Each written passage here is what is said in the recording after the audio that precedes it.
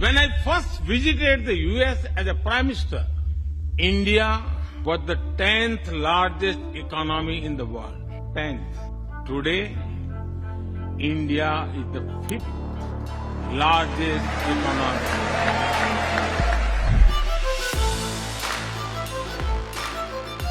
India will have probably the greatest growth rate, the fastest growth rate economically. Indian economy to be at anywhere between 35 and 45 trillion by 2047. According to the IMF, an increase in Indian domestic investment is key. It also said that growth is set to continue in the years ahead. Make significant investments in India. It is something that we intend to do.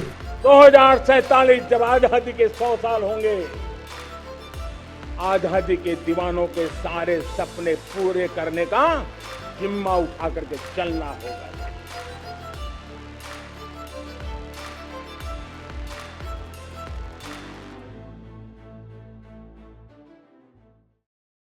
Hi everybody, I have a question for you. Do you believe India can become a superpower? Do you believe that we could beat China to become the manufacturing powerhouse of the world? If yes, then you would know that in the past 10 years, the government of India has taken some serious steps to build the nation that we all aspire to live in. A nation that stands as the epitome of growth, power and development. A nation that can forget its horrific past of being oppressed and poor and look at itself as a dominating force in the world economy. This is the reason why we saw the historic moment when the Prime Minister of India delivered a speech to the US Congress. Now, considering the pace at which we are growing, considering the population that we have, the entire world looks at India as the next rising superpower after China. Because if you look at both our nations' history, it is very, very similar. China was a poor country just like India, and just like India, China was facing the pain of being a socialist country. It is 1978. The Chinese economy has barely functioned in decades. Tens of millions of people have died. People on the countryside are starving. But this is where in 1978 something crazy happened when China liberalized its economy. In 1978, a few years after Mao's death, Deng began methodically to reinvigorate China's once prosperous economy. Deng Xiaoping turned the page. Under his plan, China would retain its socialist political ideology, but combine it with market economy reforms. And if you look at this graph, both our GDPs, we had a similar trajectory. But somehow, after the 1980s, China witnessed a hockey stick growth and its GDP skyrocketed to go so far ahead that today, the Chinese economy is almost 5 times as that of the Indian economy. But as we all know, after being 13 years late, all thanks to Dr. Manmohan Singh, India finally got liberalized in 1991, just like China did in 1978. India is on the move again. We shall make the future happen. In July 1991, India kicked off a series of reforms to unleash its economy from the stifling rigidity of the socialist era. We have to harness all our latent resources for a second industrial revolution. Our markets were opened to the world, with ease of doing business being made paramount not just for foreign companies, but also Indian entrepreneurs. We got government off the backs of India's entrepreneurs. We introduced more competition. We created record number of jobs. We were able to control inflation, and the economy was growing at the rate of 7% per annum. India's permit Raj was ended. And if you see the Chinese economy, they witnessed a hockey stick growth exactly 30 years after liberalization, which is from 2008 to 2023. And now in 2021, we completed our 30 years since liberalization. So now, the world expects India to accelerate and become the second largest economy in the world in the next 20 years. This is the reason why foreign direct investment in India is flooding in, foreign investors are pouring in cash, and venture capital firms are burning billions of dollars just to bet on India. India will have probably the greatest growth rate, the fastest growth rate economically. Today, we're announcing that we're going to invest an incremental $1 billion in digitizing small and medium businesses. The strength of India today in terms of economic growth and innovation is very exciting. Make significant investments in India. It is something that we intend to do. India is eyeing $100 billion in annual foreign direct investment. So this is fantastic, right? This is great news. Well, not really, because I have a report from the Bloom Ventures called the Indus Valley Report. And this report tells us about 3 major challenges that India needs to overcome if we want to become an economic superpower. And if we do not overcome these challenges, India will not become an economic superpower. I repeat, India will not become an economic superpower. So the question is, what does this Indus Valley report tell us about India? What are these 3 economic challenges that we need to tackle? And is the government of India really solving for these challenges? And if you find value in this case study, please share this case study with as many people as possible.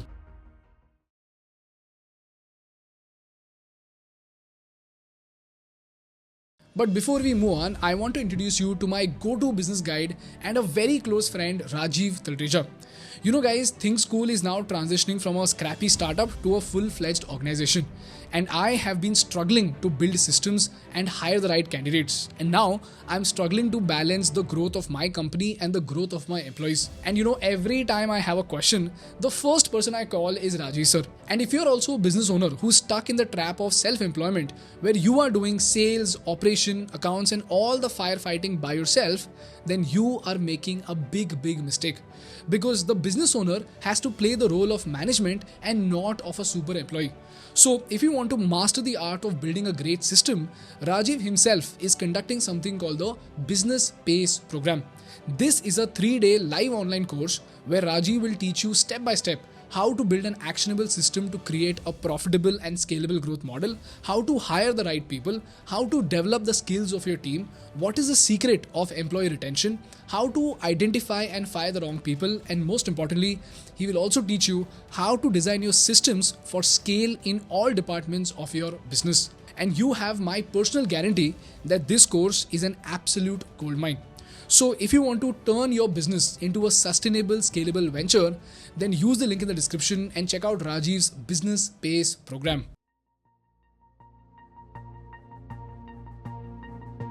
Chalo, let's start from the basics. Look at this chart. This chart is the hallmark of the great Indian dream. And this chart says that every time there has been a crisis, India has made an epic comeback. For example, after the 2008 crisis, we slumped to a 3.1% growth. But we made a comeback to hit 8.5% growth. Then we saw a minus 5.8% slump in COVID, but then we rose to 9.1%, and even today we continue to be the fastest growing economy in the world with a 6% GDP growth. And during the same time, China stands at 4.7% and the US stands at 1.4%. And if you look at the global average, it is just 2.7%. So this looks amazing, right? Well, guess what guys? This graph is an illusion because this graph is hiding a very critical problem in plain sight. You don't believe me? Look at this picture. While we rank number 5 in terms of GDP, we rank 140th in terms of per capita GDP. Yes, 140th. And we are so far behind that Mexico has 6 times per capita GDP as that of India, China has almost 5 times, Indonesia has almost 2 times, and even Bangladesh is $9 ahead of us. So the question is, how is there such a stark difference? Well, the answer to it lies in this graph. This graph gives us a GDP decomposition of India, and this graph tells us that 60% of our GDP is coming from private consumption. So when families buy groceries and cars and pay for education or spend money on entertainment, it contributes to the private consumption component of the GDP. Similarly, 11% is coming from government spending. So when the government pays for salaries to public servants or purchases military equipment, this counts as government spending. But you know what? There is one big problem, and this problem is something called the gross fixed capital formation. While for China it is 43%, for India it is just 29%. And this, ladies and gentlemen, points towards the first critical problem of the Indian economy. So the question is, what the hell is this gross fixed capital formation and why is it so low for India? Well, gross fixed capital formation, or GFCF, refers to the net investment in physical assets that are used in the production process for more than 1 year. For example, let's say there is a company named Indian Textiles Limited, and this company specializes in producing cotton fabrics. This company operates with 20 looms, with each loom producing 100 meters of fabric per day. So the daily output is 2000 meters. Now let's say Indian Textiles Limited decides to invest in a new high-speed loom that costs 10 lakh rupees. And this new loom is more efficient and can produce 200 meters of fabric per day. So before the loom came in, there were 20 looms producing 2000 meters of fabric. But now after this addition, they will together produce 2000 plus 200, which is 2200 meters per day. So there is a 10% increase in the production capacity of the mill. So this cost of 10 lakh rupees that the company spent in getting this loom would count as fixed capital.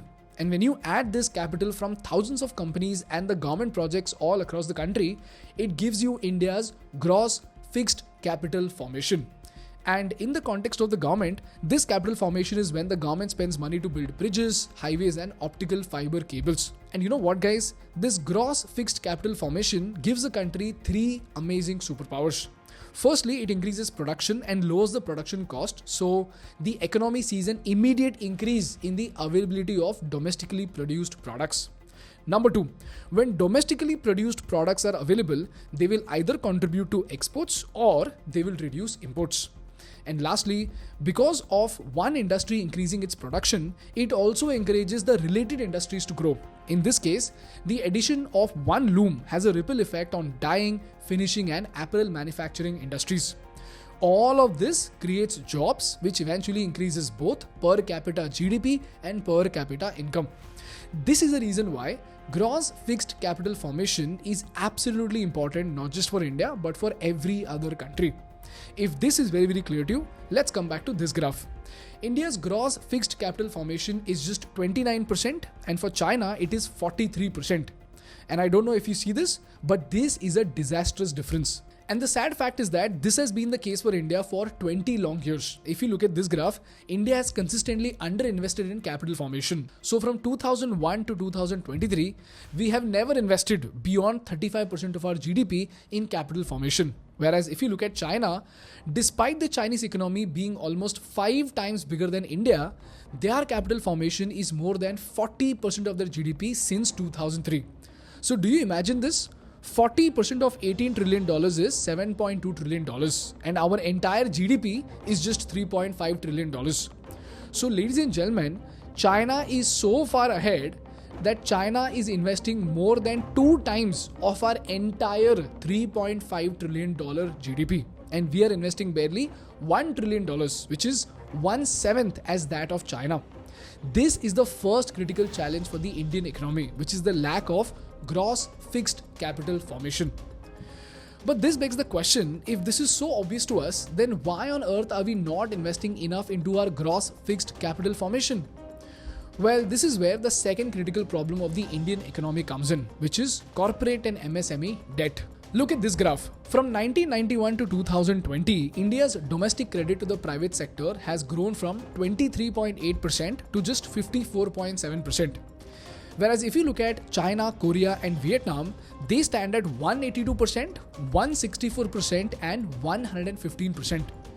Now, just to show you how big this difference is, the Chinese private sector has a debt of 182% of its $18 trillion GDP, which is $32.76 trillion, and India stands at just 54%. So 54% of 3 trillion is just $1.62 trillion. This means the Chinese private companies have 20 times more capital in debt than India. And this is the reason why, while the Chinese companies are pouring in cash into capital formation, we are struggling. So this again begs the question, why are we so far behind in capital formation? Well, the first problem is the loan crisis that we discussed in our white paper and banking crisis episode. And if you haven't watched it already, please do it, because that episode will show you why our banks are pleading. But long story short, our banks lent money to the wrong people and wrong companies, because of which they did not pay the loan back. As a result, our bank suffered so much that our gross non-performing assets or bad loans, it shot up from 5% to 15% from 2015 to 2018. This is the reason why our banks had to suddenly limit their lending and they got scrutinized by the RBI, and we were almost on the verge of a banking crisis. So at the end of the day, what happened? Today, even good companies are not able to borrow money. By the way, this is the reason why the government of India said to the corporates that, listen guys, We can't give you loans, but instead, we can reduce the corporate taxes for you. India has announced sweeping tax cuts in a bid to kickstart its economy. New provision has been inserted in the Income Tax Act, which allows any domestic company an option to pay income tax at the rate of 22%. So if you remember, during the farmers' protest, the farmers said when the corporate tax rate was reduced in 2019 and the government readily sacrificed 1.5 lakh crores, why can't they give 1.5 lakh crores to the farmers as MSP? Well, the reason why the government cut taxes is not to win votes, but to give our corporates more scope to invest in machine and infrastructure. And logically, if you see, if they wanted to win elections in 2019, they would have cut corporate taxes in 2018 because the elections were held in April 2019.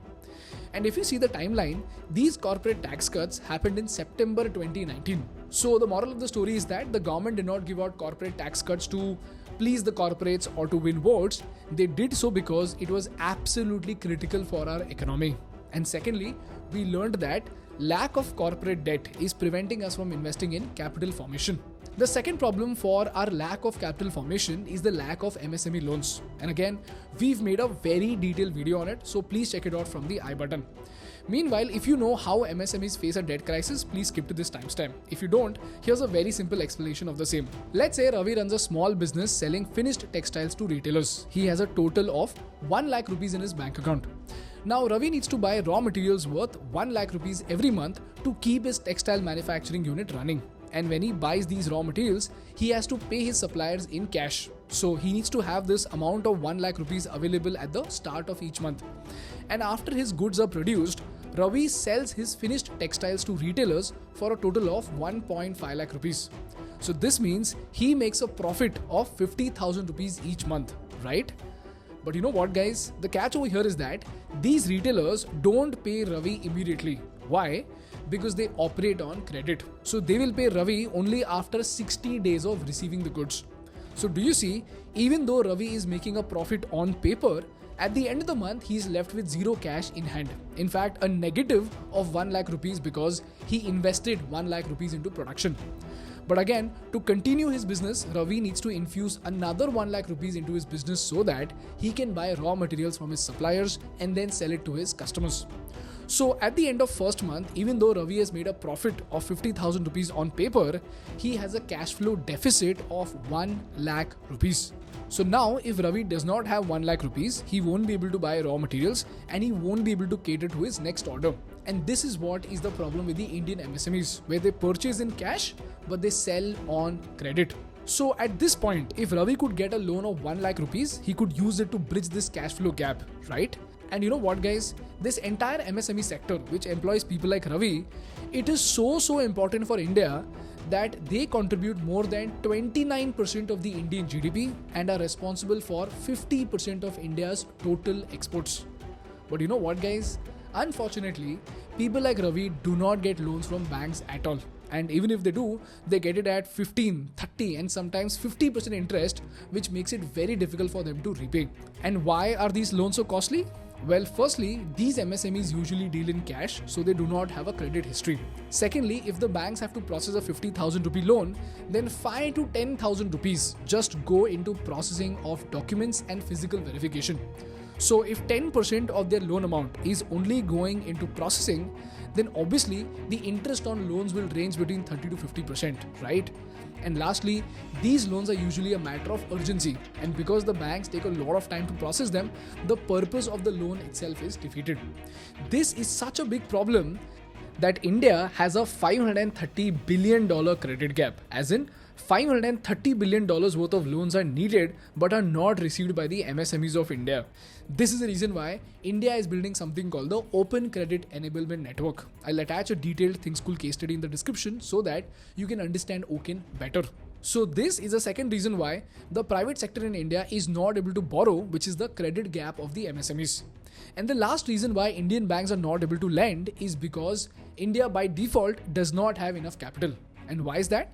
Because again, if you look at this chart, only 1.5% of the total Indian population pays taxes in India. And only 0.3% of Indians contribute to 80% of India's tax collected. This means the affluent class in India is so small that we are effectively smaller than the population of Australia. And the rest of India is so poor that they can be compared to the poorest African countries in the world.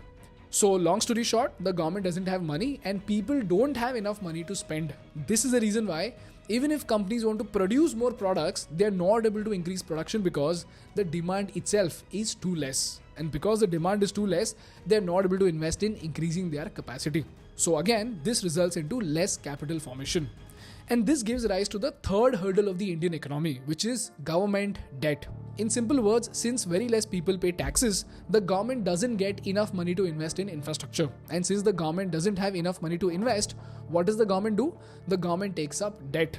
And if you see this graph, our government debt as a percentage of GDP is well above Mexico and China, and it is almost inching close to Brazil. And if you're a thinkschool student, you already know what happens when government debt increases. When government takes up too much debt, a lot of money goes into just interest payments. And then what happens? We suffer because the government has less money to invest in future projects like bridges and roads. So again, what happens? Because the government is not able to build bridges and roads, the capital formation is again less. So if you see, this is what completes our loop of capital formation. So these are the three hurdles that are stopping the Indian economy from achieving a hockey stick growth, which are less gross fixed capital formation, lack of debt to corporates and MSMEs, and lack of disposable income, which forces the government to take up debt due to less taxes. So the last question over here is, what is the solution to these problems and what is the government doing to solve these problems? Well, the first solution is to increase the ease of doing business in India. In simple words, if an American company wants to invest 1,000 crores today, and if they are made to wait 1 year because of lack of land approvals and hundreds of other government approvals, they won't be able to invest 1,000 crores and they'll move to another country like Indonesia or Vietnam. And when you look at China, China did not have this problem because the Chinese government owned all of the lands. So they can approve a land for Apple tomorrow. And we need to achieve this because only if this 1,000 crores come in, we can increase production, people will get jobs, government will get taxes, and all three problems that I mentioned can be solved. This is the reason why the government of India is trying very hard to bring a land banking system in India just like Gujarat. And if you want to understand the land banking system, we made a video on this and I'll attach the link in the study materials. The second solution to this problem is to build a digital system to enable loans for MSMEs. And for this, the government has the Open Credit Enablement Network, the link to which again I'll attach in the description. And lastly, the RBI needs to give more free hand for the banks so that the corporate companies can borrow more. But like we saw in our banking crisis episode, this has to be done in such a sharp manner that it should not let our banks fail. So either we need to have a lot of money with foreign capital or we can lend our money judiciously. Otherwise, there is no solution. This is how, if India gets over these hurdles, we will become an economic superpower. If not, just like we lingered in our past of our Sone Ki Chidiya story, we will again linger over our past about how we missed the train to become the most dominating force in the world. And I just hope you learned something valuable from this case study. That's all from my side for today, guys. If you learned something valuable, please make sure to hit the like button in order to make YouTube Baba happy. And for more such insightful business and political case studies, please subscribe to our channel. Thank you so much for watching. I will see you in the next one. Bye bye.